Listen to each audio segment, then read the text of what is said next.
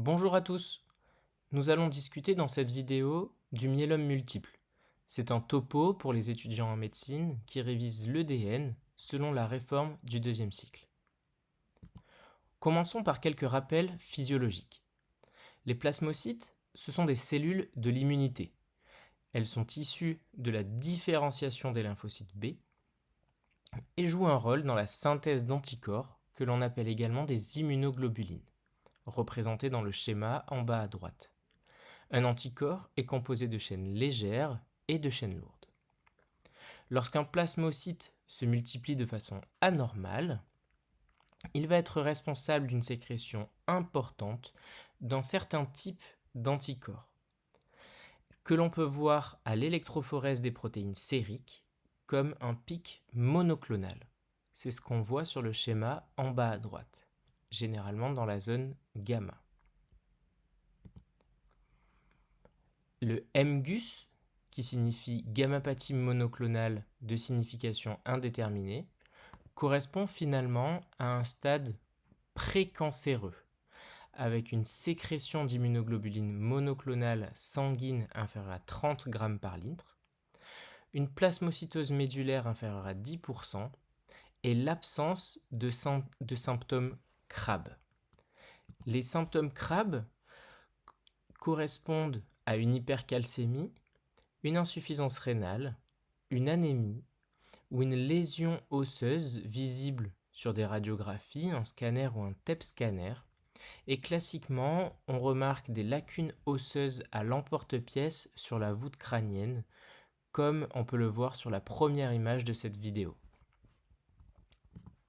Enfin, on va parler de myélome multiple des os, ou maladie de Kall, comme étant une hémopathie maligne lymphoïde qui touche les cellules plasmocytaires et surtout un clone tumoral plasmocytaire qui se situe dans la moelle osseuse et qui va sécréter un clone d'immunoglobuline. Énormément de cette immunoglobuline. Plusieurs définitions en découlent. Les myélomes indolents, où il va y avoir une sécrétion d'immunoglobuline monoclonale dans le sang de plus de 30 grammes par litre, avec ou sans plasmocytose médulaire de plus de 10% et sans critère CRAB pour l'instant. Ce sont les myélomes asymptomatiques. Ces myélomes indolents qu'il faut par contre considérer comme étant symptomatiques, c'est lorsque la plasmocytose médulaire dépasse les 60%, lorsqu'il existe un ratio de chaînes légères supérieur à 100, ou lorsqu'il y a plusieurs lésions focales à l'IRM ou au TEP scanner. Et enfin, la définition consensuelle de myélome symptomatique, c'est lorsqu'il existe une sécrétion d'immunoglobulines monoclonales dans le sang et ou dans les urines, avec une plasmocytose médulaire de plus de 10% et au moins un critère CRAB. C'est cette définition qui est la plus importante. On peut également définir la maladie de Waldenström. C'est une maladie qui correspond à une prolifération lymphoplasmocytaire monoclonale, dans la moelle osseuse également, qui se caractérise cliniquement par un syndrome tumoral, avec des adénopathies, une hépatomégalie, une splénomégalie, des cytopénies, un syndrome d'hyperviscosité sanguine et un syndrome dysimmunitaire. À la biologie, on voit une lymphoplasmocytose supérieure à 10% en myélogramme ou à la biopsie ostéomédulaire. À l'électrophorèse des protéines sériques, on voit également une gammapathie monoclonale, et cette fois de type IgG à l'immunofixation. Et à l'imagerie, que ce soit au scanner ou au TEP, on voit des adénopathies profondes, une hépatomégalie, une splénomégalie également. Le risque évolutif de cette maladie, c'est la transformation vers un lymphome B de haut grade et les maladies de dépôt comme les amyloses AL. Quelles sont l'épidémiologie de ces MGUS ou de ces myélomes multiples? Les MGUS sont très fréquents, ça concerne 3% des gens après 50 ans et entre 5 et 10% des gens après 70 ans. Il y a 1% de risque par an que les gens qui ont un MGUS évoluent vers un myélome ou même une maladie de Waldenström. Concernant les myélomes multiples des os, ça représente 1% des cancers et jusqu'à 10% des hémopathies malignes. Ça concerne 5000 nouveaux cas par an en France et l'âge moyen au diagnostic, c'est 70 ans. Il existe des facteurs de risque, dont notamment les pesticides. Comment les gens rentrent dans la maladie? Ça peut être une découverte fortuite chez un patient asymptomatique lors d'une prise de sang classique. Ça peut être les critères CRAB, comme on l'a dit, hypercalcémie, insuffisance rénale, anémie ou douleur osseuse. Ça peut être aussi révélé par des complications, notamment infectieuses, avec une infection par germe encapsulé, dont le pneumocoque, le méningocoque ou l'hémophilus influenzae, une compression médulaire avec un syndrome de la queue de cheval, ou révélé par une maladie des dépôts d'immunoglobulines, comme une amylose AL. Alors quels sont les examens complémentaires à effectuer en cas de myélome multiple? Il faut faire une électrophorèse des protéines sériques, comme on l'a dit, qui montre un pic monoclonal, surtout en zone gamma. Et en cas de myélome à chaîne légère, qui représente 20% des myélomes, on ne verra pas ce pic monoclonal, mais on verra plutôt une hypogamma-globulinémie.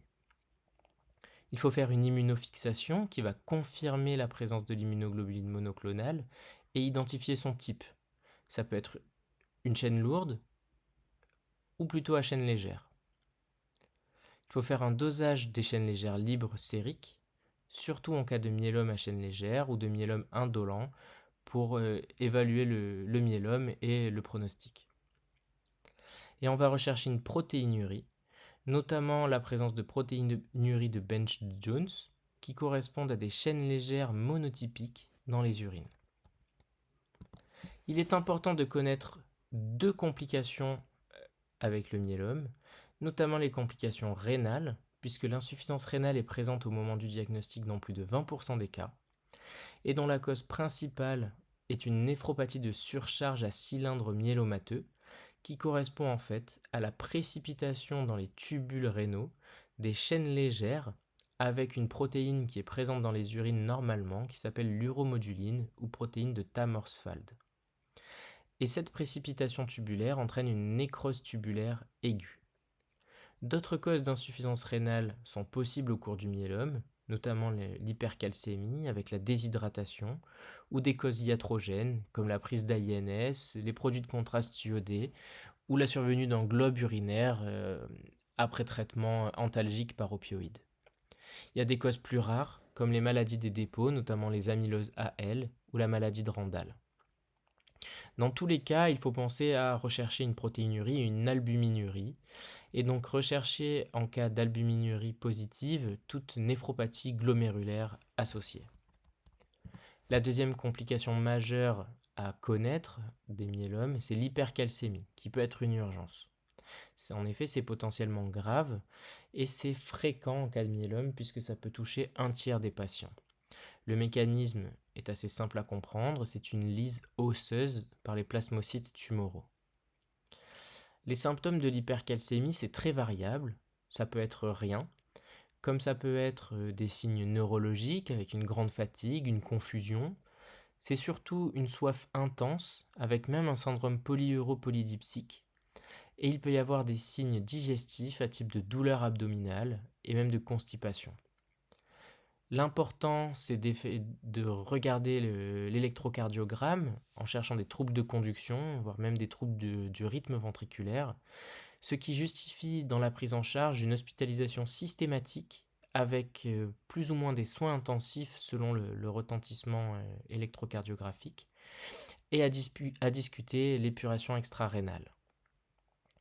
Il faut effectuer une hyperhydratation au sérum physiologique, mettre en place des bisphosphonates intraveineux, des corticoïdes et le traitement étiologique quand c'est possible.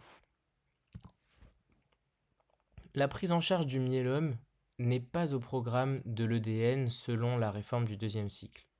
Mais pour en discuter 5 minutes, avant 65 ans, il faudra proposer, si possible, une autogreffe de cellules souches, ce qui peut améliorer le pronostic. Sinon, dans tous les cas, discuter un traitement antitumoral avec la chimiothérapie. Proposer des bisphosphonates à visée antalgique en cas de fracture ou en cas d'hypercalcémie. Discuter la radiothérapie pour les fractures vertébrales et même en cas de compression médulaire. Discuter les vertébroplasties par cimentoplastie ou kyphoplastie en cas de douleur rachidienne. Discuter également la chirurgie en cas de compression médulaire avec syndrome de la queue de cheval par exemple. Dans tous les cas, il est primordial d'évaluer la qualité de vie des malades, d'optimiser la prise en charge antalgique, d'essayer de corriger une anémie avec de l'EPO, du fer, etc. Et d'optimiser aussi les complications infectieuses en les prévenant par la vaccination, notamment les vaccins DTP, pneumocoque et grippe. Un petit mot sur le pronostic, qui n'est toujours pas à connaître au programme de l'EDN. Il faut savoir que le myélome n'est pas guérissable à l'heure actuelle. Il peut y avoir des rémissions plus ou moins longues, mais il y aura toujours des rechutes. La survie médiane globale est de 3 à 5 ans, mais cela varie fortement d'un patient à l'autre. Il y a beaucoup de scores qui ont été étudiés. Le score ISS de 2005, ISS revisité, la classification de Dury-Salmon et même des études cytogénétiques. Et je vous ai mis en bas le score ISS. En conclusion, toutes ces maladies correspondent à des proliférations d'un clone plasmocytaire dans la moelle osseuse qui vont sécréter des anticorps monoclonaux, et c'est ce que l'on verra à l'électrophorèse des protéines sériques avec le PIC. Très longtemps, ces maladies sont asymptomatiques, notamment les gammapathies monoclonales, puis viennent les myélomes multiples et la maladie de Waldenström. Les symptômes sont surtout en rapport quand ils surviennent avec les critères CRAB qu'il faut connaître sur le bout des doigts, l'hypercalcémie, l'insuffisance rénale, l'anémie et les lésions osseuses. Et les complications importantes à connaître sont les complications rénales, l'hypercalcémie, on en a parlé, les infections aux germes encapsulés, les signes neurologiques à type de compression médulaire, et plus rarement les maladies à dépôt d'immunoglobulines comme l'amylose AL. Le traitement doit se faire en milieu spécialisé et comporte une chimiothérapie, possiblement une greffe de cellules souches. Et quoi qu'il en soit, le pronostic est assez défavorable en quelques années.